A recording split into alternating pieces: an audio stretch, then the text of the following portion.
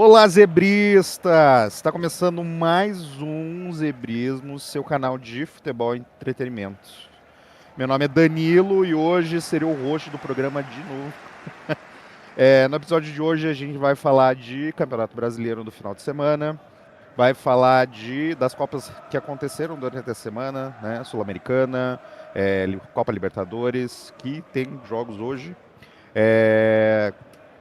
UEFA Champions League, Europa League, Conference e dar aquela passada por trás da cortina de ferro junto com o nosso amigo João aí, que é o maior conhecedor do futebol do leste europeu.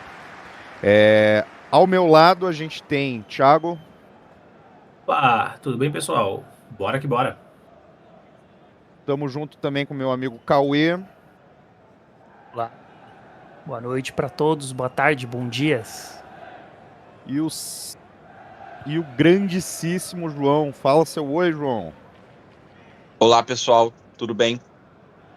Maravilha, maravilha. Dadas as devidas apresentações, vamos para a vinheta.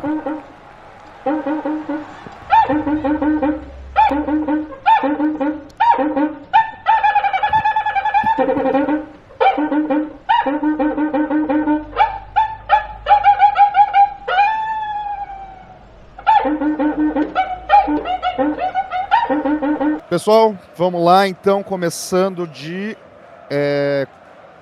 os resultados da UEFA Champions League, né? Jogo emocionante no jogo de ida, né? PSG e Bayern de Munique. E tivemos um jogo bem cozido ontem entre Atlético de Madrid e Arsenal, né? Cauê, você assistiu algum dos dois jogos aí? Pode falar da emoção de Bayern e PSG, né? Que aconteceu em Paris? Assisti meio de rabo de olho aqui e o meu pensamento é que essa partida continue em aberto. O PSG teve a chance de liquidar ali quando fez o 5-2, né? Não seria liquidar, mas deixaria muito difícil para o Bayern. Aí o Bayern fez 2, encostou no placar e deixou tudo aberto para a volta, né? Vamos ver. Eu acho esse time do Bayern muito bom, que joga muito bem. E agora eles têm toda a chance de retornar nessa volta. Realmente a máquina de matar que o Company construiu essa temporada aí é um adversário complicadíssimo e agora levando uma vantagem mínima aí para Munique. Vai ser um jogo, espero que tão bom quanto, né? Esse jogo de ida, né, Thiago? Opa, sim, sim. Falando agora um pouco, eu preparei aqui algumas coisas sobre as estatísticas, né, desse 5-4. Algumas coisas curiosas. Um jogo tão intenso, né? Um jogo tão vivo e que o Bayern cometeu apenas 4 faltas. Tá? Isso mostra aí um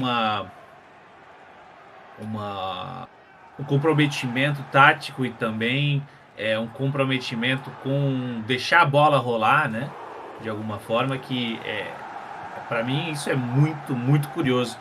E também, e do outro lado, né, o PSG já com 14 faltas e 3 cartões amarelos. Né? E mesmo assim, mesmo com apenas 4 faltas, temos o time do Bayern que, mas ele não tirou o pé não, porque teve mais desarmes do que o time de Paris, né? Então isso mostra um comprometimento com o físico, né? Jogadores mais técnicos, jogadores que estão com um físico melhor, digamos assim. Isso pelo menos é o que eu enxergo, né? E referente aos jogadores, um Neuer um pouquinho abaixo, né? Algumas defesas ali, acho que ele poderia ter feito, né? Ele não fez nenhuma defesa no jogo inteiro. Às vezes o calor da partida, né? Teve um dia não muito bem, não muito bom, mas enfim. E agora é isso. Em Bayern a gente vai ter outro jogo também muito intenso. E eu acho assim que todo mundo tem que estar preparado para mais um placar elástico. É isso. Você concorda aí que tem a possibilidade aí de vários gols e talvez de faturar uma graninha jogando um mais 3 aí, casando um dinheirinho, João? Concordo. Tendência dois times que não tem medo de se expor. Inclusive, os dois não têm um miolo de zaga muito consistente. Até mesmo quando eles jogam nos seus campeonatos nacionais, que eles são soberaníssimos, eles amassam mesmo assim, eles tendem a sofrer muitos gols. Então, é isso que a gente viu, né, cara? O Bayern vai fazer 4 gols, vai tomar 5 aí fora. Enfim, times que fazem muitos gols sofrem muitos gols. O próprio PSG também na Liga Francesa sofre muitos gols. Pode ter muitos gols sim, mas, pô, é futebol de altíssimo nível, né, cara, esse jogo de ida. Na minha humildíssima opinião, o Bayern é favorito, até porque é um time absurdo, absurdo. Apesar de que o PSG também, né, cara, eu diria que são os dois melhores times do mundo atualmente, possivelmente. Mas Essa, eu, essa, reta, essa reta final de temporada do PSG, realmente, aí eles vêm numa crescente bem grande, né? com certeza, com certeza. O Lan ameaçou ali fazer uma graça no francês, conseguiu até chegar agora na final da Copa da França, mas né, não tem elenco, né? Não tem a força, não tem investimento parelho ali com o PSG, né? É muito difícil bater de frente ali na Ligue 1. Mas na minha humilde, acho que o Bayern é favorito, cara. Igual o Cauê falou, é um jogo que ainda tá aberto, porque o PSG é muito bom. Pode acontecer alguma coisa. Ali são 90 minutos, né, cara? Igual a gente fala, né? 11 pais de família contra 11 pais de família em 90 minutos. O que acontece? Tá certo. É, e, Então, e ainda tem um Kvaratskhelia que está moendo a bola, né? monstruoso, monstruoso. Possivelmente os dois melhores do mundo atualmente, né? O Kvara e o Olise vão estar aí em campo. E Bayern ainda conta com o Kane jogando fino na bola também, né? O passe que ele dá para um dos gols é absurdo do Ah, Luiz. sim, cara, um atacante muito Luiz moderno, Dias. né, cara? Ele quase não pisa na área e tá sempre fazendo gol, criando jogada, buscando construção. Muito bom jogador. Perfeitamente. Vamos em frente e agora falar de Atlético de Madrid e Arsenal. Para falar sobre o canhão, eu vou falar com o Cauê, que é um grande sofredor e cardíaco por causa do Arsenal. Vamos lá, Cauê, diga. O mais positivo desse jogo é que o Arsenal sofreu e soube sofrer. O Atlético de Madrid teve mais volume, teve bola no travessão, fez o seu gol no pênalti num abafa que estava fazendo para tentar empatar o jogo. E o Arsenal conseguiu se segurar, mesmo dando chances, e teve algumas chances. Você vê que o Gabriel, por exemplo, Magalhães, fez uma boa partida. Eles conseguiram, mesmo com uma pressão forte, 18 finalizações contra, eles conseguiram segurar o empate. E o que me preocupa no jogo de volta é que o Arsenal tem muita dificuldade quando ele joga contra times que se fecham com uma linha de 5. Por ser um time jovem e é mais de posse de bola, mais estático, não tanto de quebra de linhas, talvez eles tenham bastante dificuldade de ganhar o jogo ao invés de empatar e levar para prorrogação e pênaltis. Mas eu tô animado. Tô animado que a gente pode chocar o mundo aí. Em um jogo histórico, numa final. A gente costuma dizer que final de UEFA Champions League é realmente. O certo é que o melhor time vença, né? Mas um jogo só, irmão, pode acontecer tanta coisa. Né, Thiago? Sim, sim. Não tenha dúvidas disso. A gente vai ter emoções, muitas emoções.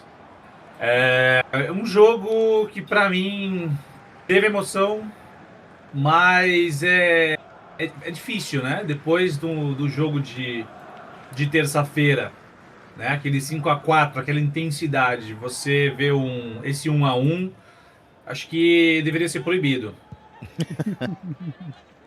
sabe? E eu Justamente. acredito que para esse segundo jogo, o Arsenal vai sim, de alguma forma, prevalecer, né, em casa e vai levar essa vaguinha para a final. E, João, você acha que os comandados do Simeone podem aprontar em Londres ou o Arsenal é favorito? Cara, posso ser um pouco ousado, mas eu diria que o Simeone é muito copeiro, né, cara? Ele tem mais experiência que o Arteta aí, você comparando, digamos, o X1 de treinadores aí em experiência na Europa. E se você for pesar até a camisa dos times, né, na Europa, porque o Arsenal sempre tem essa fama triste aí de pipocar, até na Premier Essa, League já tá meio que acontecendo. essa aí é uma disputa ferrenha, né? Porque o Atlético de Madrid também é um grande famoso por grandes campanhas que acabaram em desgraça, né? Mas eu acho que pelo menos chegar na final. Ah, cara, assim, eu acho que qualquer um que chegar na final deve ser derrotado na final, apesar de que a final é um jogo único, né? Tudo pode acontecer, vai que rolar, é uma expulsão no começo, qualquer coisa ali que os deuses do futebol possam aprontar. Mas, né, a verdadeira final foi do outro lado ali. Eu acho que quem passar aí tá com um problemaço na final. Perfeitamente. Vamos lá e agora vamos dar uma passada pela Europa League, que os jogos aconteceram hoje, inclusive. Nottingham Forest ganha do Aston Villa 1-0 e Braga ganhou de 2-1 em casa contra o Freiburg. Partida válida aí pela fase de semifinal, né, da Europa League. Todas as copas já se encaminhando para o final da temporada, né? João, vamos falar de Braga e Freiburg, que eu sei que você prestou mais atenção. O que você pode me dizer do jogo? Sim, dos 4 jogos de hoje eu foquei só nesse. Inclusive, mais tarde eu vou colocar os melhores momentos e lances dos demais. Até não poderia falar muita coisa dos demais agora, mas esse eu assisti muito atentamente.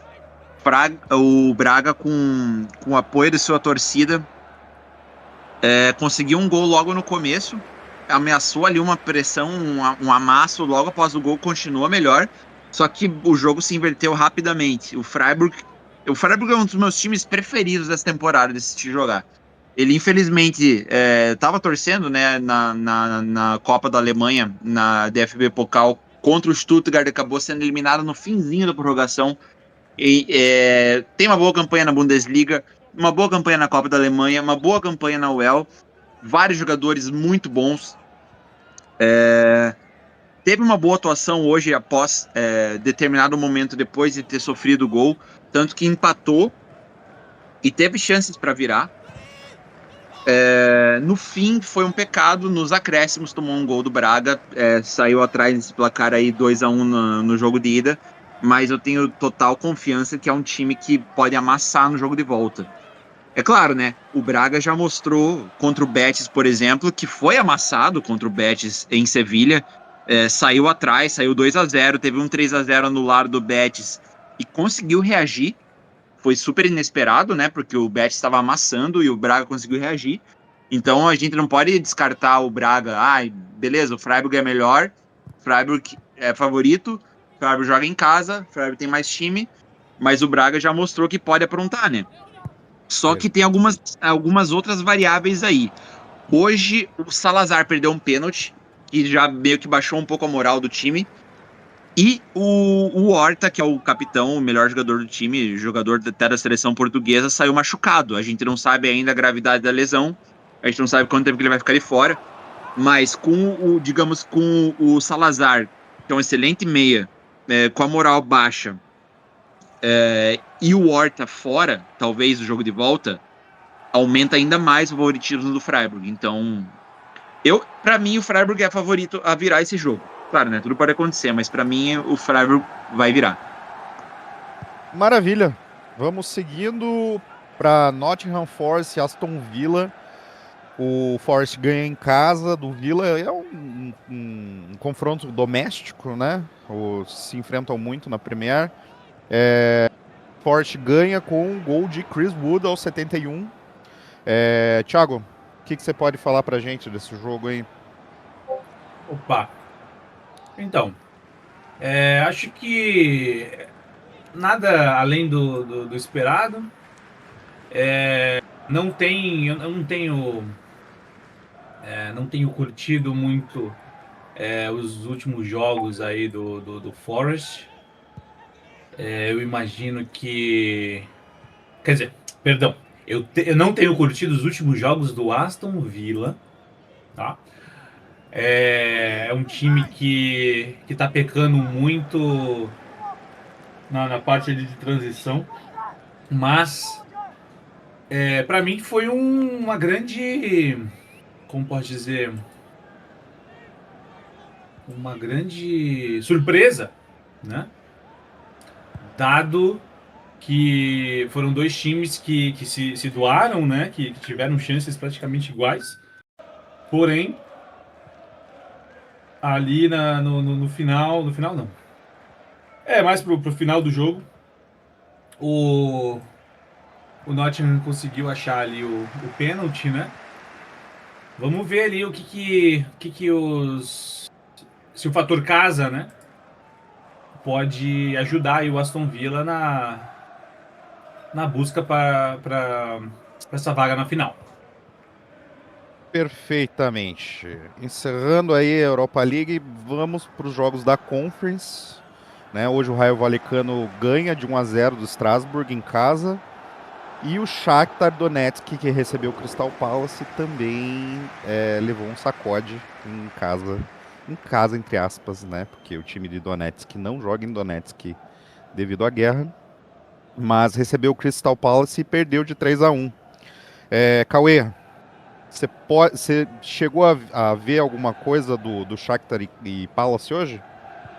Hoje eu não assisti o jogo, acabei tendo alguns problemas no trabalho para assistir, mas é esperado, né? O Shakhtar, ele perdeu alguns jogadores até na época da guerra, né? No começo da guerra, que saíram dali do Shakhtar. O Crystal Palace não faz uma Premier League tão ruim, certo que está mais perto da zona de rebaixamento do que da liderança, mas é um time que tem uma certa consistência. Ganhou do Newcastle. Eu assisti esse jogo contra o Newcastle há umas semanas atrás, que foi um amasso. Foi 2-1 o jogo, mas foi um amasso do Crystal Palace. E vendo o resultado, isso não me surpreende, mesmo sendo fora de casa. Entre aspas, né?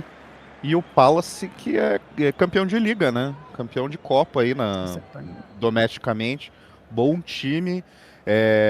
Joga muito na transição. É um time muito rápido e jogou assim de novo hoje contra o Donetsk. O resultado, se você vê pelos números, o Shakhtar domina bastante a partida em termos de posse, de tentativa e tudo mais, mas muito frutífero, né? Então, Palace na frente aí para chegar grande, inclusive, na final. E Rayo Vallecano e Strasbourg. João, você viu alguma coisa do jogo? Esse eu só acompanhei por estatística, igual eu falei, eu tava bem focado no Freiburg e Braga, infelizmente eles estão fazendo simultâneo, né? Eu até só aproveitar o momento aqui para criticar isso, porque por mim fazia tudo em horário diferente, cara. Todo mundo assiste todos os jogos e é isso. Mas não, eles inventam de fazer tudo no mesmo horário, como se fossem mudar alguma coisa. Mas beleza.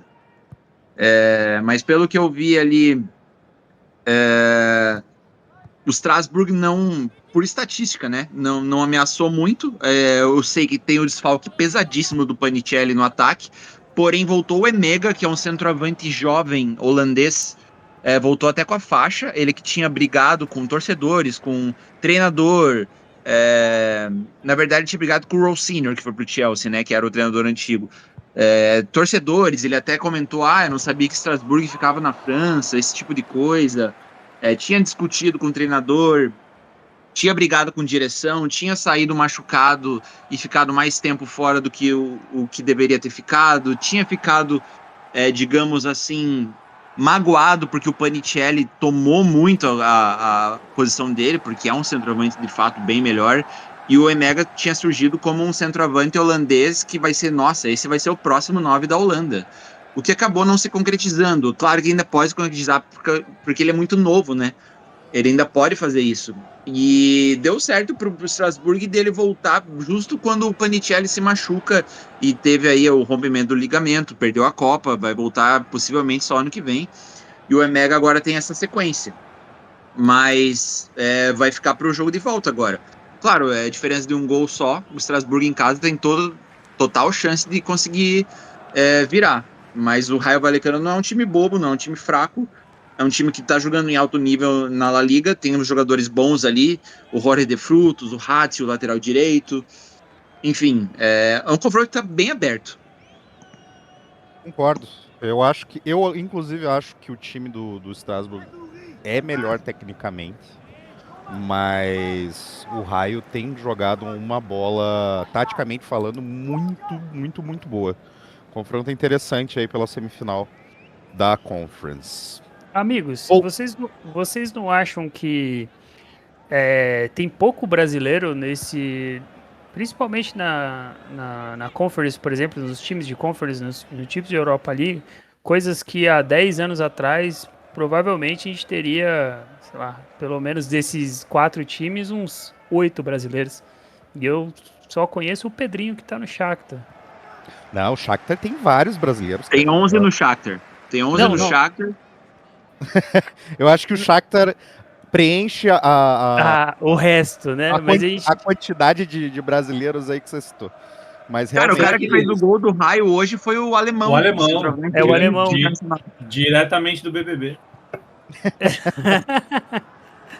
Mas é que antes a gente tinha nesses times de meio de tabela das ligas vários brasileiros e pelo menos titulares e coisas assim, e a gente vê pouco eu acho que aproveitamento. Eu acho que isso tem algumas explicações, visto que, cara, é mais atrativo ficar no Brasil do que para meio de tabela na Espanha ou meio de tabela na França. Então, talvez seja uma explicação, até porque a valorização do mercado nacional foi muito grande nos últimos 5 anos aí.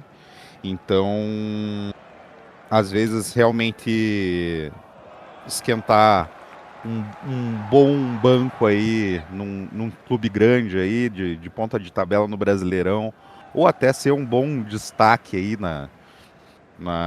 durante o Brasileirão, garanta voos maiores do que realmente as ligas mais abaixo europeias. O Shakhtar, será que eles não estão comprando as cotas de brasileiros? Algum monopólio, alguma coisa assim? O Shakhtar tá a 1 ponto de jogar o Brasileirão do ano que vem, cara. Em qual divisão, em qual série será que o Cara, Shakhtar Campeonato estaria? Catarinense, né? Exatamente. Vai enfrentar o Shakhtar enfrentando o Barra na próxima temporada. Barra. Grande Barra. Vamos seguindo, pessoal. Saindo da Europa, indo para nossa terrinha aqui, a América do Sul. Hoje temos rodada, né, da Libertadores. Temos jogos de Bolívar e Fluminense e Independente Rindávia e Deportivo Laguaira, Corinthians e Peñarol e Independente Medellín e Cusco. Vamos dar uma passada. Cauê, o que você pode me falar de Bolívar e Fluminense aí? O Fluminense que tá meio capenga no campeonato, né? Tá uma crise ali, contrata o Hulk, não contrata o Hulk, tira o Hulk do jogo do Atlético, mas não se acerta com... Parece que fechou agora, hein? Fechou? Fechou. Informação aí, ó. Foi o que eu li hoje. Mas Fecharam não, até 2028. de toda forma, né, o Hulk só joga depois da Copa do Mundo, não pode ser inscrito agora. Então o Fluminense vai ter que jogar um pouco melhor nessa Libertadores, mas o Beldia tem feito um bom trabalho porque eu olho e vejo o time do Fluminense com o Savarino sendo muito bom, o Canóbio correndo bastante e o principal, que é a dupla de volantes deles, que é o Bernal e o Hércules, como bons jogadores. Eles conseguiram dar um volume de meio campo para o Fluminense e mesmo jogando contra o Bolívar, um empate seria de ótimo tamanho nesse jogo específico. Perfeitamente, Cauê. Seguindo, temos ainda o jogo de Independente Rindálvia e Deportivo Laguaira, que são do grupo do Fluminense, inclusive. Jogo que o Fluminense vai, enquanto tá jogando com o Bolívar, vai ficar de olho, porque Independente Rindálvia é líder do grupo, enquanto Se ganhar, acabou. Exatamente, enquanto o Fluminense tem apenas um ponto somado em 2 partidas. João, sei que você não acompanha muito futebol sul-americano, mas tem um pitaco aí entre Bolívar e Fluminense? Cara, semana passada estava aqui com a minha digníssima e ela teve que trabalhar de noite e eu não tinha nada para fazer. Coloquei Bolivianão, Independente Petroleiro, que pegou o Botafogo, e Bolívar. Eu chorei sangue assistindo. Inclusive, tô depressivo até agora. Tô com traumas do que eu assisti. Cara. Inclusive, o treinador do Bolívar, após esse jogo, ele perdeu em casa pro Independente Petroleiro de 2-1, ele foi demitido. Então aí temos umas mudanças do time. É um time bem fraco, né? Mas tem. Bolívia sempre foi isso, né, cara? Qualidade técnica não é muito questionado, mas sim o poder dos deuses da altitude, né? Então, não vai ser um jogo fácil, isso com certeza. Mas, tecnicamente, não tem muito o que discutir aí. Mas se os caras aguentarem aí a pressão de altitude, eu acho que dá para sair com os brazucas aí com a vitória. Perfeitamente, o El Fantasma da Altitude. Vamos lá, pessoal. Independente Rindálvia e Deportivo Laguara, eu acho que, como a gente vem falando, é o jogo que o Fluminense vai agorar o Rindálvia, o Rivalda. Esse nome é realmente complicado. Rivadavia. Rivadavia. Exato. Rivadavia. Valdívia. O Viva a vida. Independente. Viva a vida. Muito bom, muito bom. Jogo que importa bastante, né? Porque pode definir aí até os rumos do grupo.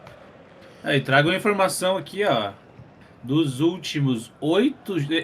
O Independente Viva la Vida está invicto a 8 jogos. E desses últimos 8 jogos, ganhou 7 jogos. Empatou 1. Então é um time que encaixou. Realmente aí, eu acho que tem tudo para classificar e classificar como líder do grupo, inclusive. Isso aí. Partindo, temos ainda Corinthians e Peñarol, jogo que acontece em São Paulo. Thiago, já tá com o microfone. Me fala aí. O Coringão tá voando, né? O Coringão tá voando. Tô vendo a escalação aqui, tá vindo com o Vitinho, que ainda não encaixou. Acho que é o único aí que tá devendo, né? Ele não entendeu ainda como que joga esse time, que é um time que não tem estilo de jogo. Acho que ele tá tentando buscar um estilo de jogo, entendeu? Isso é complicado, né? O Yuri Alberto, né? Voltando. Vamos ver se ele consegue encaixar, pegar uns golzinhos. O Garro, que tem jogado muito nos últimos jogos. Memphis não joga.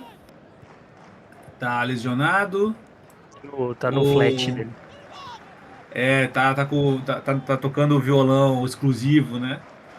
Que ele tem lá.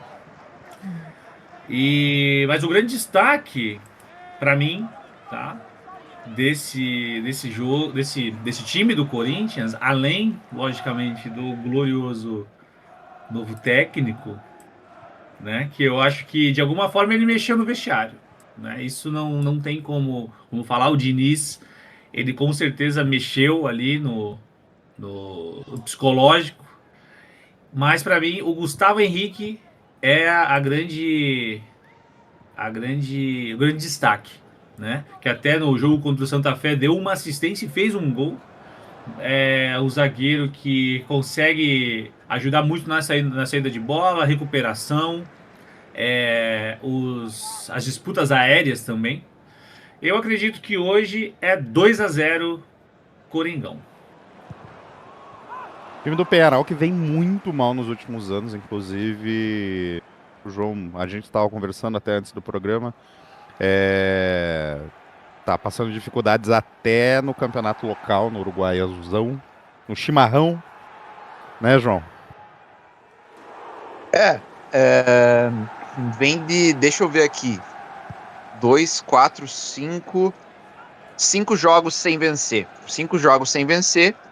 E viu o poderosíssimo Racing do Uruguai ser campeão uruguaio. Então, igual a gente estava comentando antes, teremos mais um time horrível na próxima Libertadores, garantido, que é o poderoso Racing do Uruguai. E, cara, o Peñarol tá inclusive tá em terceiro, ainda pode ultrapassar, né? O Deportivo Maldonado, que é fraquíssimo também. Então a gente tem aí uma crise no Uruguaião. Mas, cara, eu espero tudo de ruim possível nesse jogo de Peñarol e Corinthians, dois times horrorosos. Eu espero tudo de pior. Sul-Americana, hoje temos Vasco e Olímpia no Rio de Janeiro. O Carabobo recebe o Blooming, né? E o Tigre recebe só um pouquinho, deixa eu verificar, o América de Cali. Acho que de destaque aí a gente pode ir para o Olímpia, né? O Vasco que joga em casa tem feito um campeonato brasileiro bem decente, né? E na Sul-Americana também vem bem, né? Vem bem mal, inclusive, é o último do grupo, né? Então tem 2 pontos em 3 partidas, provavelmente vai enfrentar o líder do grupo agora. Cauê, o que você pode aí falar do Vascão? O time do Vasco que já passou o tempo do encantamento do Renato Gaúcho, né? Agora a realidade bate a porta. Se não me engano, o Thiago Mendes não joga hoje, não joga esse jogo e vai meio com um time mistão do Vasco e o Vasco é muito dependente dessa rotação do Thiago Mendes para fazer as jogadas. Ele tomou uma entrada criminosa do André no Vasco e Corinthians, né?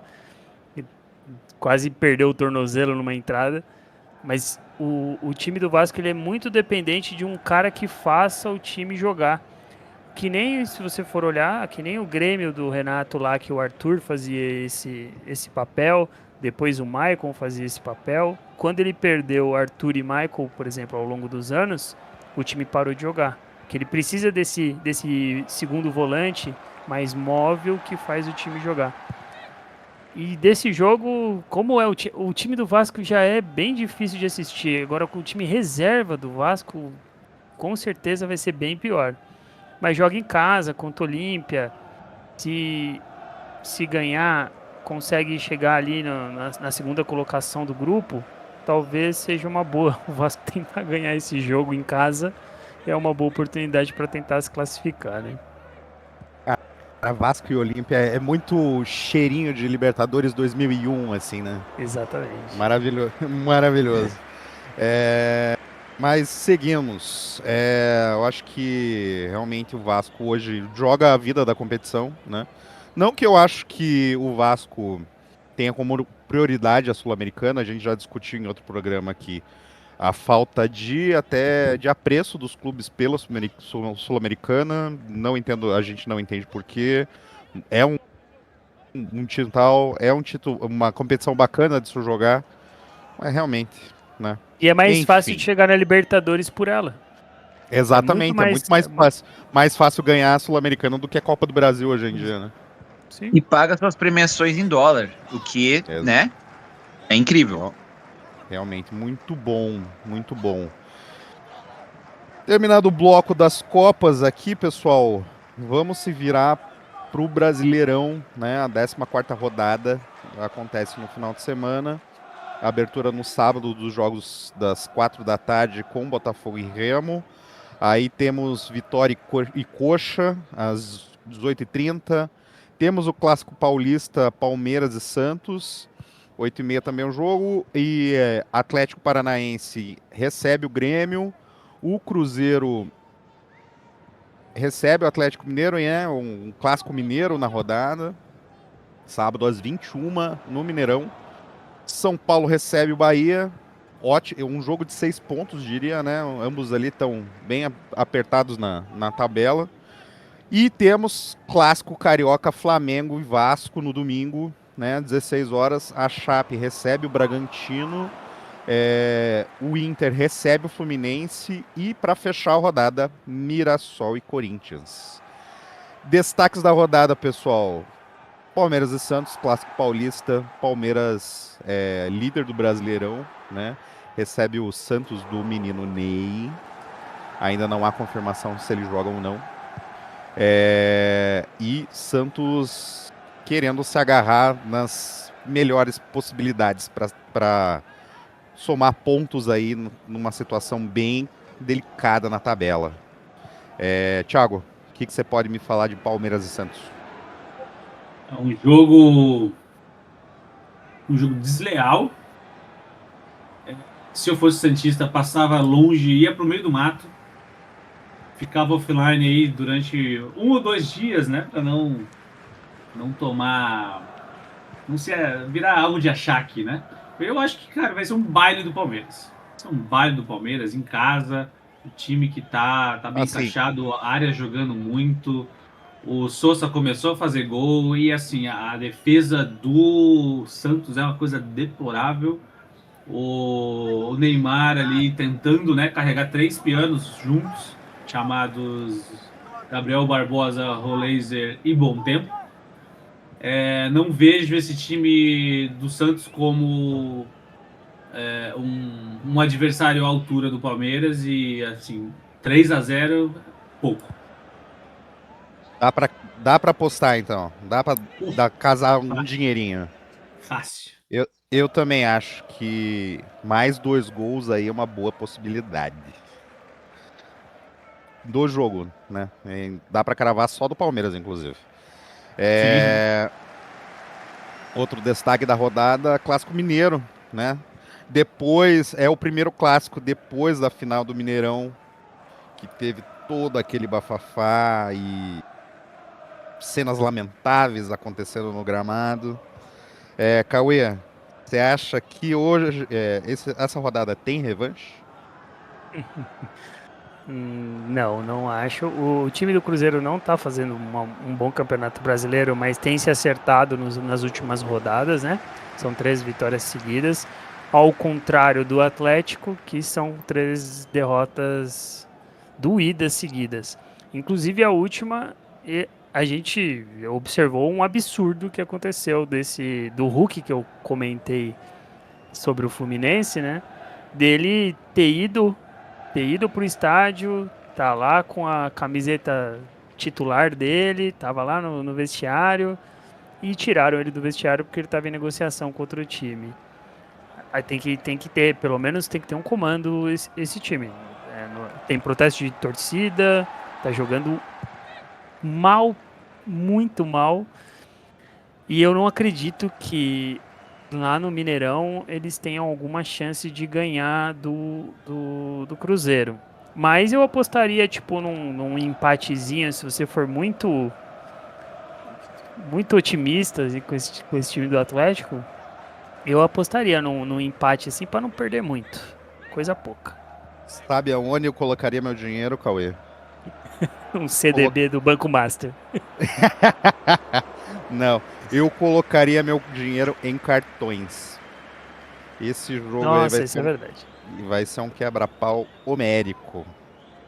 A odd para mais de 7 cartões amarelos tá em 6,76. Ó aí, pessoal, hora de casar um dinheiro. Outro destaque da rodada fica pro Clássico Carioca. Flamengo e Vasco. Né? O Flamengo embalado, inclusive. Encostou no Palmeiras nas últimas rodadas. Tem jogado bem. Arrascaeta se machucou recentemente, né? Tá fora. Mas tá fora do clássico, mas Flamengo. Clavícula. Mas Flamengo ainda é um time muito bom mesmo sem o Arrascaeta. Acha que dá pro Vascão? Bom, Acho que não dá pro Vascão. Mas, né, como diz o profeta, clássico é clássico e vice-versa. Então, a gente nunca pode descartar aí o poder de um pai de família sedento por uma premiação ou algo a mais ali, algo que o motive um pouco a mais, pode ser simplesmente participação em um grande clássico brasileiro. justamente. E para fechar o Brasileirão hoje, além dos todos os jogos que eu mencionei, cada um agora vai citar qual vai ser a zebra da rodada. Thiago, a você, qual vai ser a zebra da rodada? A zebra. Eu acredito que a zebra do Brasileirão, né? A zebra da rodada vai ser o Vitória. Eu acredito que o Vitória vai conseguir tirar um pontinho do Curitiba ali. Tirar os pontos do Curitiba. É a Vitória que não vem bem, mas eu acho que em casa os dois times vêm de derrota e eu acredito aí um 2-1 pro Vitória. Justamente. Vitória que foi roubado em Curitiba na última rodada, né? Palavras Que- fortes, né? Porque Não saíram da minha teve- boca. Assaltado. Foi Assaltado assaltado. a Não? morma, era. O gente o Fernandinho não foi expulso e o pênalti no. O pênalti no. Como é o nome dele? O atacante do Atlético, Viveiro. o Rivers. Não, foi no Não, Mendonça. Foi no Mendonça. Pô, aquilo que deu uma sarrada no aquele pênalti cucuruto foi a do cara. lá brasileira. Eu acho que o Mauro César deve ter dado 3 cambalhotas no escritório dele. Eu acho que o problema nem é o pênalti em si, porque é uma jogada que é de interpretação. O problema é a senhora bicuda que o Luiz Gustavo me solta durante o jogo, né? Esse daí realmente ficou feio pro árbitro. E voltando, para justificar também a minha zebra, né? O Curitiba vai, né? A vitória, buscar a vitória, sem 3 titulares, né? Realmente, Então, isso daí pode pesar. Coxa entra em campo sem Bruno Melo, sem Jaci e Breno Lopes. sem Breno Lopes. Né? Realmente vida difícil aí do Coxa, que vem de boas atuações fora de casa, né? Mas realmente O melhor visitante, né? exatamente. Fica por critério de empate ali, a gente tá dividindo a segunda colocação com o Palmeiras, mas eu acho que o Bahia ainda é melhor visitante que o Coxa. Seguindo, Cauê, qual vai ser a sua zebra da rodada? Então, já que me deram a oportunidade, eu acho que o Fluminense vai ser a zebra da rodada. Esse time do Internacional é um time bem ruim. Eles estão sem o Rocher, que é um bom goleiro. É um goleiro nota 6, mas é um bom goleiro, principalmente para eles. O Fluminense está sem o Martinelli, mas ainda fora de casa tem um bom desempenho. Eu apostaria no Fluminense ganhando do Internacional. Perfeitamente. E para fechar, Brasileirão, João, qual vai ser a zebra da rodada para você? Eu vou fechar com o Cauê essa, porque, cara, o Internacional Nossa, eu tenho vontade de. Não sei, cara, eu tenho vontade de não existir quando eu vejo jogos deles. É tipo, é muito ruim, é muito, muito fraco. É tipo tudo de ruim que tem no Campeonato Brasileiro. Você vê, não é só no Inter, né? Pra ser justo com eles também, né? Você vê no Santos também umas atuações assim, sabe? Grêmio Desconexas, também. né? Nossa Desconexas, né, cara? senhora, dá vontade de chorar. Dá vontade de, meu Deus, como que isso? Pô, são times tradicionais, né, cara? Times já foram campeões. Pô, já foi campeão do mundo. Nossa senhora, cara, você vê como que eles deixaram chegar a esse ponto, cara. Mas eu acho que o Internacional, se não se despertar, vai cair, cara. Vai cair e vai brigar aí com esses times horríveis. Tem Vitória, Chape, Remo, Mirassol, tá nesse balaio aí. Sim, o Internacional, o grande problema é fazer gol, né? É inimigo do gol. O que eles erram, o que eles não conseguem chegar perto do gol é complicado mesmo. O jogo contra o Mirassol mostrou basicamente isso. Pelo amor de Deus, foi muito feio. E lembrando sempre, esse canal, esse podcast é também um alerta, né, para Centro de Valorização da Vida. Se você estiver assistindo o jogo do Inter e não se sentir legal, dê uma ligada no 88. Seguindo, pessoal, eu acho que para fechar ainda temos abrindo a cortina de ferro aí falando do futebol do leste europeu. A gente tem uma seleção de campeonatos aí para falar, João. O que você me diz? Temos Bósnia, temos uma série aí de países entrando, de ligas entrando na reta final. O que você me diz? Cara, separei aqui 6 países, né? Para não fazer de muito mais, para não ocupar muito os vossos tempos e tempo dos ouvintes e tudo mais, até o meu mesmo. Peguei aqui 6 países que estão chegando em reta final, né? A temporada europeia acaba agora em maio, boa parte delas. Peguei aí 6 campeonatos que eu gosto muito de acompanhar, acompanhei a temporada inteira, então tenho uma mínima de base aí para explicar para vocês. Vou tentar ser o mais sucinto possível e vou falar aqui de Bósnia, Eslovênia, Croácia, Sérvia, Bulgária e Romênia. Vou falar um pouco agora da Bósnia, começando. A Liga da Bósnia, o Borac Banja Luka, é o time da região da Sérvia ali, vocês sabem, né? Um pouco de cultura, nunca é demais, né? E na Bósnia tem os grupos de croatas, tem os grupos de sérvios, o grupo de bosniacos, que eles chamam também. O Borac é do grupo dos sérvios, da cidade de Banja Luka. Ele foi campeão, o Borac Banja Luka foi campeão com bastante facilidade nessa temporada. Já está garantido o título, faltam aí alguns jogos, cerca de 5 jogos, mas já foi campeão. Aí o segundo e o terceiro lugar eles conseguem a vaga ali para as pré-europeias, né? Já tá garantido que vai ser o Zrinski em segundo, o Zrinski mostra que é da parte croata, e o Sarajevo, que é da capital Sarajevo, que daí é uma miscigenação ali, uma mistura de povos na capital. Enfim, o Borac vai direto para pré da Champions e os dois ali vão para as prés da Conference.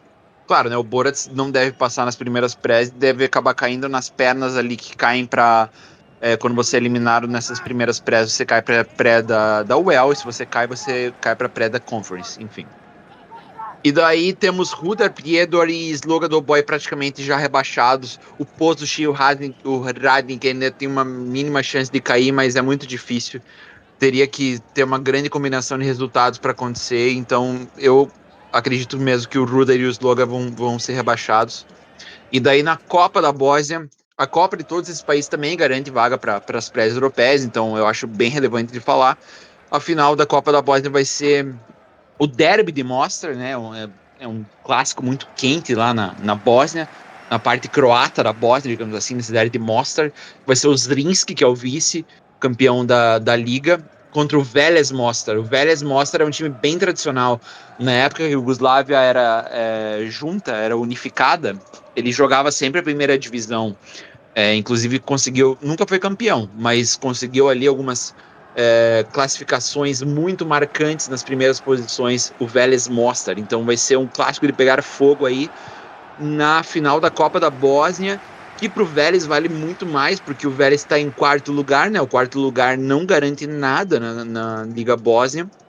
O Zrinski já garantiu pelo seu vice-campeonato. e o Vélez, ganhando essa Copa da Bósnia, consegue aí uma vaga para as pré-europeias. Então, de Bósnia, basicamente é isso.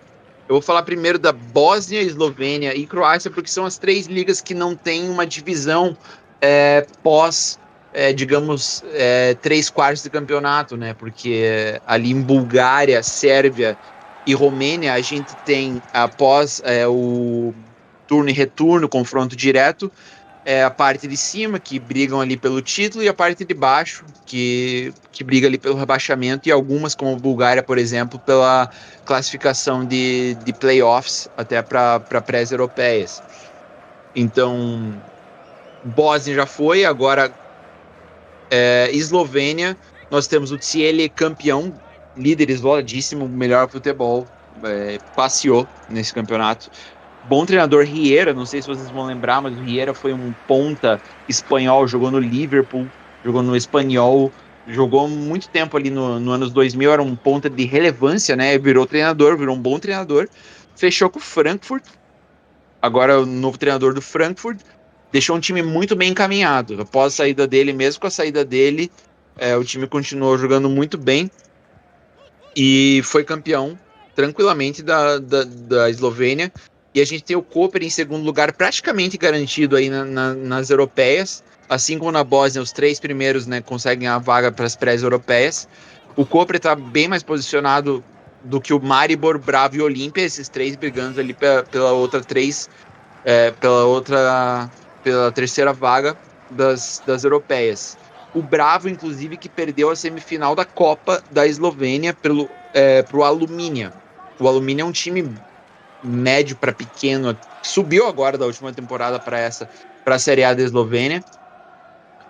Conseguiu permanecer na primeira divisão, não está ali correndo muitos riscos, não vai ser rebaixado, chegou na semifinal, ganhou do Bravo, que é um time ali da capital de Ljubljana, um time de empresários, tem poucos torcedores, enfim.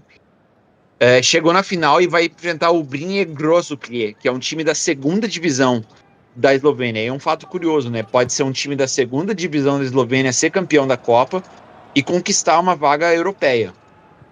O Brinje pode subir ainda, ele está em segundo lugar, teria que pegar um playoff, mas ainda não é certeza que vai subir. Então existe a chance de o Brinje ganhar do Alumni na Copa e não subir. E daí a gente teria um time de segunda divisão disputando ali uma competição europeia. Na questão do rebaixamento, a gente tem já o Domžale praticamente já rebaixado, com pouquíssimas chances de escapar. E o Primorje vem numa sequência de 5 derrotas seguidas e o Mura brigando ali pela outra vaga. Vão ser 2 rebaixados. O Domžale praticamente garantido. O Domžale que na última temporada estava meio que nessa, mas nas últimas rodadas conseguiu uma race absurda no final. Ganhou vários jogos, escapou.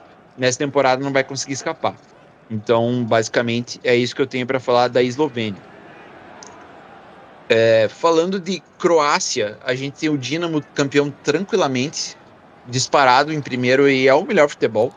Futebol bem melhor praticado da Croácia. Eu arriscaria dizer que é o único bom futebol da primeira divisão croata, porque você vê o Hajduk e o Rijeka, 2 treinadores espanhóis ali que não tem muita ideia do que eles estão fazendo, não tem muita... A mentalidade ali dos Balcãs não é muito parecida com o famoso, digamos, tic-tac, guardiolismo, Arteta que a gente vê fora. Eles tentam implementar isso, não conseguem. O Dinamo, com um treinador croata bem veterano, o famoso medalhão de treinador, conseguiu, não só em termos de resultado, né, pontuação absurda, futebol absurdo, resultados absurdos, mas também passando por cima desses rivais. O Hajduk conseguiu a segunda colocação, vai conseguir aí uma pré na Conference. E aí a terceira colocação é uma briga entre o Rijeka, do treinador espanhol, que é o atual campeão, inclusive, e o Varaždin. O Varaždin é um time pequeno e tá com uma excelente campanha. Eu gosto muito do volante Duvnjak. É um segundo volante, camisa 8 do Varaždin, que cria muita jogada, ele faz aquela construção, ele vem buscar, cria para frente, chuta de fora da área, muito bom jogador. É um time que tem alguns bons destaques aí. É o que está faltando aí, basicamente, nessa reta final do campeonato. Eu gostaria muito que o Varaždin pegasse essa vaga, até porque o Rijeka, emendando já, vai pegar o Dinamo na final da Copa. A final vai ser um jogo único entre Rijeka e Dinamo. Pro Dinamo é mais pela questão do título mesmo, e eles têm uma mínima rivalidade com o Rijeka, a principal rivalidade com o Hajduk, mas eles também têm uma rivalidade com o Rijeka. O Rijeka é o terceiro time do país, né? É a terceira cidade do país também, né? A gente tem Split, né? A cidade do Hajduk, uma praia, e a capital Zagreb, que é do Dinamo. E o Rijeka ganhando esse título do Dinamo conseguiria a vaga europeia, independente se o Varaždin ficasse em terceiro lugar. E na questão do rebaixamento, a gente tem o Vukovar praticamente rebaixado. Tá 7 pontos atrás do Osijek. O Osijek passando por várias crises financeiras. O Osijek demitiu vários treinadores ao longo da temporada. Salários atrasados. É um time que conseguiu competição europeia na última temporada, mas que decaiu absurdamente. Conseguiu até reagir. Só não caiu por conta da fragilidade do Vukovar mesmo. Porque senão tinha tudo para. Se tivesse mais um rebaixado, inclusive, seria ele. Mas digamos que jogou com o regulamento embaixo do braço. Acho que sobre Croácia é isso. Eu vou passar agora um pouco de Sérvia, Bulgária e Romênia.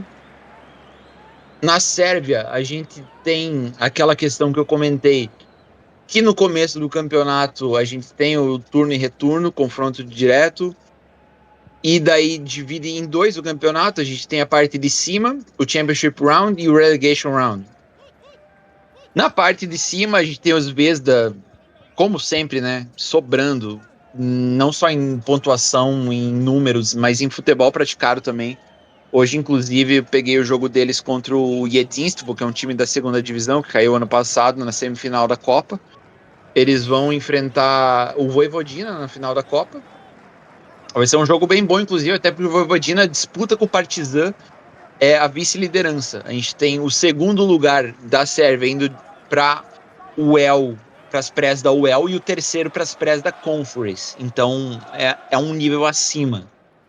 Claro, né, o segundo, se você cair na pré da Conference, desculpa, na pré da UEL, você ainda pega a pré da Conference.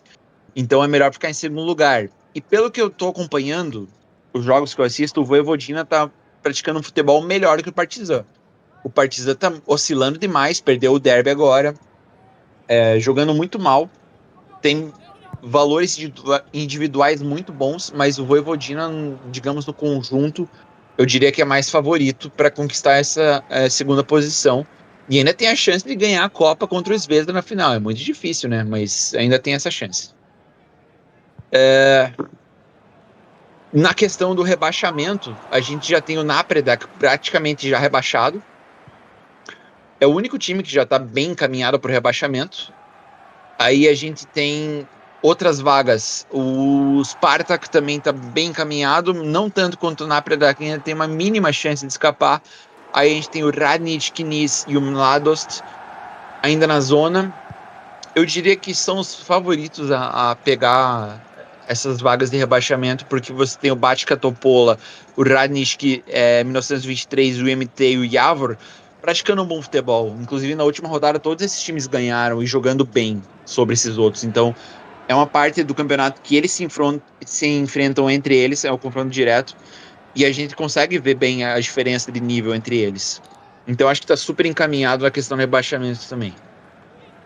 Agora, indo para a Bulgária. A Bulgária a gente teve hoje outro jogo os jogos das semifinais. Ontem a gente teve o CSKA passando do Ludogorets, hoje o Lokomotiv Plovdiv passou do Arda Kardjali também.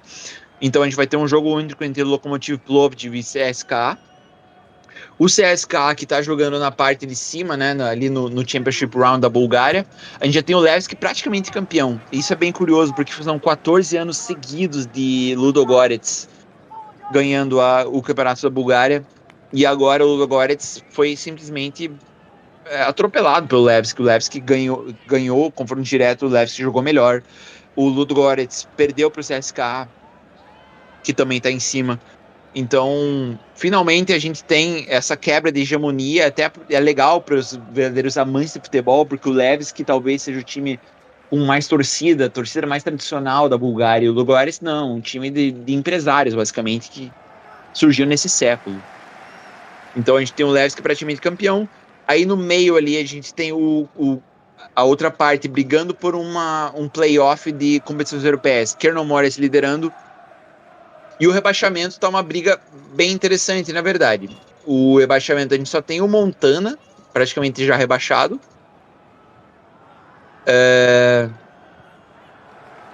O Montana acho que não tem nem mais chance de escapar. Exatamente.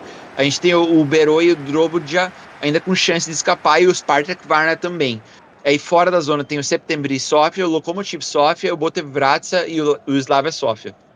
O Slavia Sofia praticamente já não tem mais chance de cair, mas ali a gente tem em torno de 5, 6 times brigando pelas últimas vagas do rebaixamento, que tá bem interessante. Então, na Bulgária, eu acho que praticamente impossível o Levski perder esse título. Então, fica aí a atenção para a final da Copa, né, que vai ser super legal.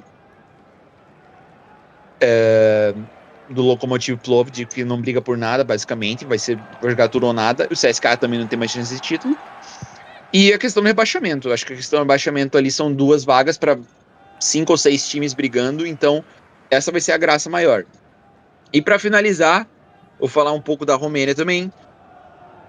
A final da Copa vai ser Craiova, Universitatea Craiova e Universitatea Cluj. 2 times também estão no Championship Round. 2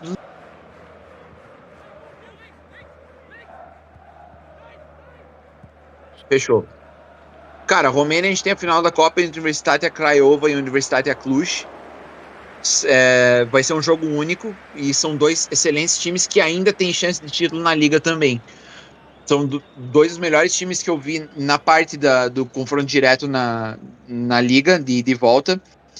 Assim como o Rapid e o Dinamo, só que o Rapid não ganha há 5 jogos, tá com uma race horrível, não tem praticamente mais chance de título na liga. O Craiova tá em primeiro na liga com 42 pontos. Tá entre Craiova, Universitatea Cluj e o CF Cluj, que é o rival do Universitatea. Mas, faltando aí 4 jogos, eu diria que o Universitatea Craiova, não só pelos números e por estar atualmente na liderança, tem mais chance de título. Joga um futebol muito bom. Últimos 5 jogos aí foi só uma derrota. Aí o Argis Test e o Rapid praticamente fora da disputa.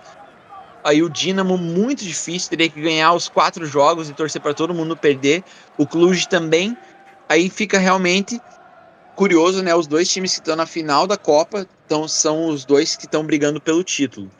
Na parte do rebaixamento, a gente tem os 2 primeiros times que ainda vão. Os 2 primeiros dessa parte de rebaixamento vão brigar ainda por competições europeias, que é o Steaua, né? O Steaua foi uma grande surpresa, atual campeão, ficou de fora. Mas também péssimo futebol, já caiu praticamente, não tem mais chance. Uniles Lobos e a Hermannstadt Petrolul são os que estão na zona, ainda vão brigar pelos playoffs. Mas a gente tem o Ksik Sereda, que tem uma boa reação, é um time de uma parte húngara no meio da Romênia, isso é bem curioso. É um time húngaro que subiu na última temporada para a Série A da Romênia. Conseguiu sair da zona, para mim era um time que ia cair com certeza. E ainda tá fora da zona. Então a gente tem, digamos, 6 times brigando aí por 2 vagas aí de rebaixamento que sobram na Liga da Romênia. Então, assim como na Bulgária, acho que é o mais interessante na Liga da Romênia é essa questão do rebaixamento. Bulgária e Romênia, rebaixamento, acho que vai ser o mais legal do leste europeu no fim da temporada agora. Muito bom, muito bom. Fechamos Bósnia, Eslovênia, Sérvia, Romênia, Croácia e Bulgária, certo, João? Certíssimo.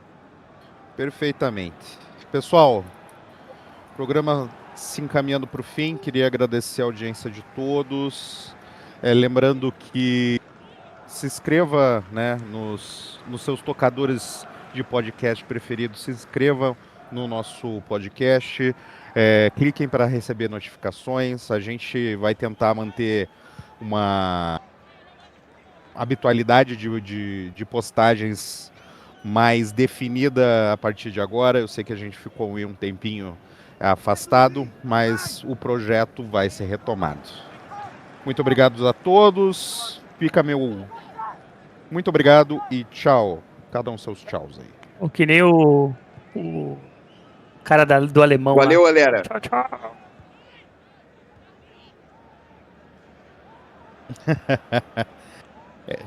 Gerd, Gerd Wenzel. Isso. grande Gerd Wenzel, maravilhoso. Se estiver escutando aí, Gerd, um grande abraço. Porra, que honra, hein? Imagine. Grande abraço a todos. Tchau, tchau!